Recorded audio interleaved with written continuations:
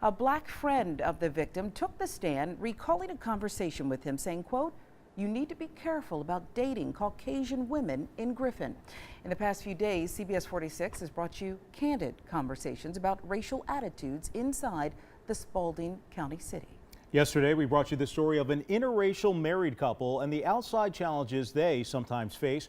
Right now, another one. This is about interracial dating through the eyes of a white man who has an interesting perspective. Well, they say on this side, the black side, black. He's a white man who lives in a predominantly black neighborhood of Griffin. On that side, the white folks, I reckon, the more you go north, more white it gets. For James Powell, it's about green and being able to pay his landlord $300 a month to rent this house. Figure living here is all right with me, it's cheap. Only way I can find a cheap place any damn where else is high as hell. $500, $600, who got that kind of money? You ain't working. He wasn't in town 35 years ago for the shocking murder case prosecutors say is racially motivated. He came 20 years later. I'm not what you call racist, no. James Powell knows at the center of the trial is a prosecutor's allegation of a racial hatred motive. White men angry over a black man socializing with a white woman. He says he has no problem with it, but this does cross his mind when he sees an interracial couple. Why did you really want to get dating a black man for?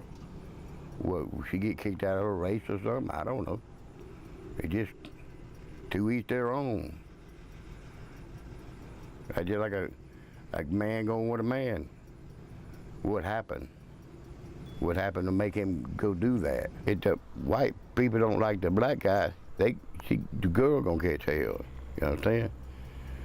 If the black people don't like the white girl, he gonna catch hell. That's what I'm saying. Again, they might be loving and stuff like that, loving and all this. They go either way. He uses the N-word, but says he doesn't attach any ethnicity to it. Anybody can be a black person, me a whatever, because what definition a low-down dirty person? That's in every race, every nationality or whatever. He's learned to diffuse potentially racially explosive situations by using humor. Take this case of a black visitor who stopped by years ago. I just like when I first moved here, I had a black car that stopped right there and said, "You got a problem?" I said, "No." They called crack. I said, "You got a bowl of chili?" As long as you say something fast to them, it their mind up, they don't know what to come back. You know, I said, "You got that bowl of chili?" They took the hell on. Throw a joke back at them. That's the way I see it.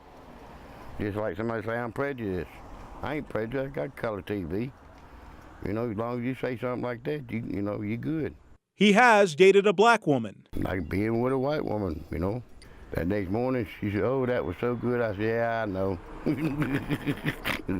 Even through the humor, the bottom line for James Powell is the only race that matters to him is the human race. You got to see what's good for your heart and stuff, or what's in their heart, what they want to do. God bless them. You know, I think sometimes we get so caught up in our own world, our own views. Sometimes it's important. Those pieces are so important because you're still and you just listen to that other perspective, another world perhaps other than your own, that you weren't able to identify with before. And that's what this is about. That's what this should be about. And thanks to Schewislzer Lewis for talking to the man you just saw there. It is a tremendous work. We'll continue to do it.